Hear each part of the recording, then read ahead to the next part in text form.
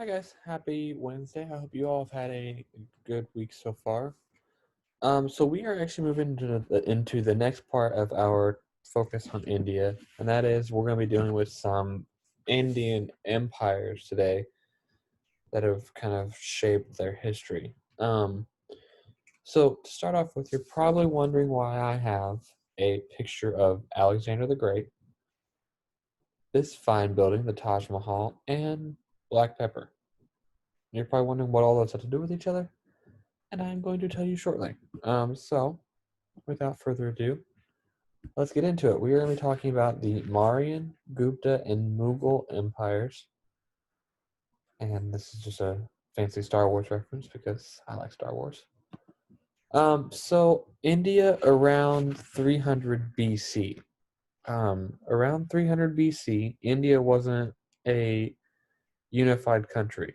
Rather, it was a series of small competing city-states, local empires, constantly fighting each other for power. There was no kind of central authority. India, as a country, the way we think of it, didn't exist.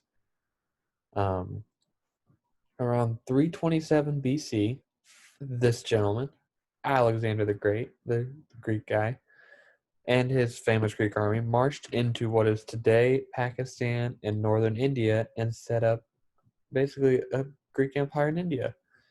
So Alexander the Great's empire stretched from Greece all the way to northern India.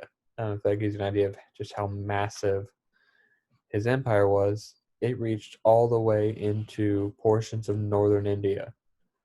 The bad thing is, about 2-ish years after Alexander the Great shows up in India, he dies. Tragic. But being the great leader that he was, once he died, his people started fighting over who controlled what, and pretty soon there weren't any more Greeks in India. Pretty soon, the Indian people began revolting against the local Greek rulers, and pretty soon you had your own Indian empire set up, and the first of which would be the Mauryan empires. Um, and that is the first one we're going to focus on today, and that is an empire which lasted from 321 to around 185 BC. The person behind the rise of this empire was this animated man right here by the name of Chandragupta Maurya. So he began consolidating or getting power as it became clear that the Greeks couldn't hold on to the land that they had in India. So after Alexander the Great dies, it becomes pretty clear that the Greeks can't maintain their control in India. And so he starts looking for ways to get in on the power action. And so one of the ways he did was he created this massive army, um, which was known not only for its size, but also for the use of mercenaries, which mercenaries are just soldiers for hire, um, soldiers who would fight for whoever would pay them the most. In this case, he could pay quite a bit, so his army was known for its size and for how many mercenaries he employed. He would Chandragupta Maurya would rule until 297 BC when he voluntarily gave up power to his son Binsara. Bindusara? Yeah. According to the Khan Academy article that I was reading as I was putting this together, his empire wielded a army of 600,000 infantry, 30,000 cavalry, and over 9,000 war elephants. So this man had quite the army, and he used it to expand his empire. So Binsara took control around 300-ish. Not quite sure. We're not quite sure on the dates. And he would rule until his death around 272 BC.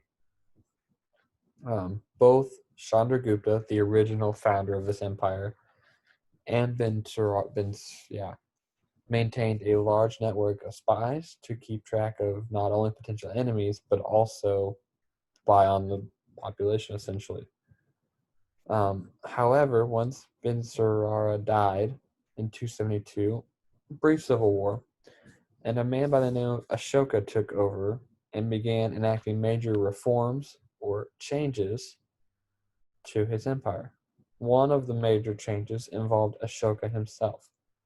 Um, Soon after taking power, he decided to convert to Buddhism and began preaching one of the core teachings of Buddhism, which is nonviolence. So he fought a war, took control, decided he wouldn't be violent anymore, became Buddhist, and then began telling all of his people that they should also give up violence and become Buddhists. He also did some other stuff as well. Not only did he become a Buddhist and preach nonviolence, he began putting these large stone pillars with edicts, which are official orders or proclamations issued by someone in authority. So he put these up all over India, covered everything from finance to warfare to farming to you name it, there was an edict for it. His government style and later governments in India, we'll talk about later, were based on an old Indian treaty known as the Artha Shastra. Yeah, we'll go with that. It was written by a super famous Indian poet which basically helped inform policy decisions and government positions ranging from taxes, trade, farming, diplomacy, warfare. This serves as a guide to a lot of these ancient Indian empires, the Mauryans Empire included. So Ashoka would rule until his death, and then the Mauryan Empire would last until around 185 BC when the last Mauryan emperor was assassinated, and then they kind of collapsed and disappeared. So Mauryan Empire from around 325-ish to around 185 BC, so you're looking about 200-ish years. The next one we're going to look at is the Gupta Empire, and this gets a little confusing here, so hang on with me for a second. So after the collapse of the Mauryan Empire, a few centuries went by where smaller regional powers fought each other until around 240 CE, when the Gupta Empire, founded by Sri Gupta, collected power in India. Now, one thing I want to point out here is we are now in CE, Common Era. So before we've been dealing largely in BC. So we've reached zero, we've gone on, we're past the time of Jesus, and we are now into the Common Era is what CE stands for. So keep that in mind as we're moving up in time now. Instead of going down in years, we're now going up in years. So the Gupta Empire would last from 240 to 550 CE and was known for its advances in art, architecture, religion, and science. Here's another part where things get kind of confusing. The Gupta Empire really began to expand under the rule of Chandragupta I. If you've recognized that name, good for you. You've been paying attention. Same name as Chandragupta Maurya, different person. And it gets even weirder. So he is Chandragupta I, which means there is naturally a Chandragupta II. So around 395 CE, Chandragupta II took power. He governed very similarly to the Mauryan Empire, but did not rely on that massive spy network that we talked about with Ashoka. Didn't rely on it, didn't need it. He did, however, follow the policies of the Artha Shastra when it came to governing. He allowed local and regional rulers more authority when it came to governing their areas. So he kind of left things up to them. Like, you do whatever you need to do as long as you're paying us taxes and we're not having rebellions, we're good. This empire would fall around 550, but it's considered by many to be a golden age for India, with advances made in math, science, philosophy, religion, and other important parts of society. So the Gupta lasts from around 250-ish to right around 550 CE. And then we have another extended period where we have this kind of weird in between of different groups fighting for control. No one is able to unify India. So we're looking at around 1,000-year period here where India was not a unified country the way we think of today. It's a series of city-states, smaller empires, regional empires rather, and no single universal Indian empire. Despite this, there's still a lot happening here. The religion of Islam is introduced to India around the 12th century, so you're looking around the 1200s. And our friend the caste system is still very much a thing. And this is probably the part of the time period where the caste system kind of not really expands, but it adds complexity, it adds more layers to it, and it just entrenches itself in Indian society. This is where it's practiced socially, but not politically. Legally is an issue. This is where the caste system really takes hold in India. So not only during this period do you have the caste system kind of entrenching itself, you also have the introduction of Islam to the region, which will play a role later on down the road when we get to the partition of India in the 1940s. Now, you're probably wondering, okay, we talked about Alexander the Great, but what does pepper and that building have to do with it?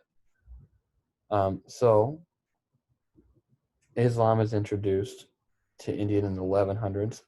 Around 1526, the Mughal Empire was established by Sultan Babur, who used newly developed cannons to defeat his rival and would survive in various forms until 1858. That Mughal Empire would, rather not Sultan Babur. He did not live till 1858.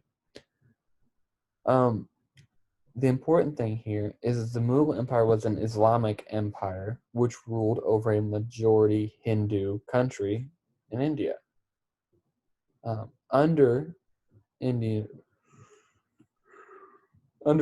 rule, India would become a dominant player in global trade, in particular, the global spice trade and textile industry, using manufacturing and other natural resources in India. So, it's during this period that spices become a massive trade business in India. This will play into a role later on when the Europeans start showing up. They're looking for spices, pepper, and other various spices. And guess who has a ton of pepper and other spices? India.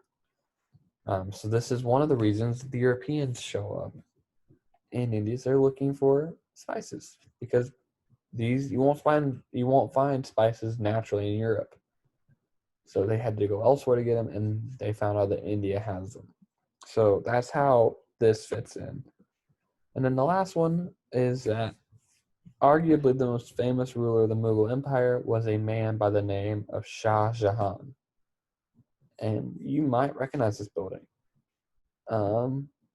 He ruled from 1628 to 1658, and his empire is often seen as the glory days of Indian culture and the Mughal Empire itself.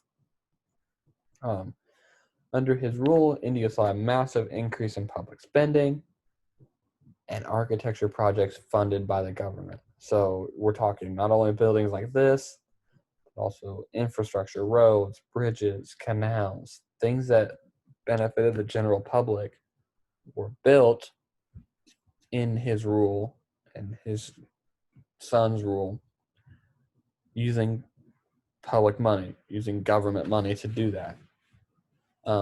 His most famous building, probably the most famous building in India, is this building here, the Taj Mahal. He actually had this built as a monument and burial site for his late wife. So he had this massive, gorgeous building built for his late wife as a memorial / burial ground to her. So after Shah Jahan's death, the Mughal Empire would stick around for another 100 years, 120 years or so, um, but it never had the same authority that it did under Shah Jahan. And so by the 1750s, 1800s, Mughal Empire doesn't really factor much into Indian politics and history. And it becomes clear that the British are there to stay. And we'll talk about what that meant for them and what that means for world history probably tomorrow. So that is all I have for you all. I will give you the assignment on the next page of the module. If you guys have any questions, let me know. Other than that, I hope you all have a good rest of the day, and I will see you all tomorrow.